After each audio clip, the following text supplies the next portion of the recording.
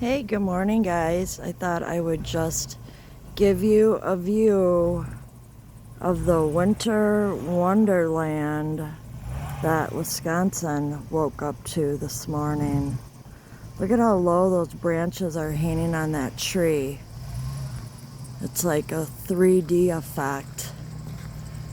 Can literally just walk over and touch them. Isn't that insane? Look at that.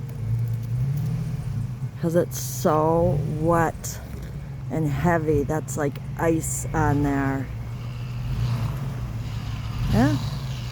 That's a day in the life of living in Wisconsin after a snowstorm.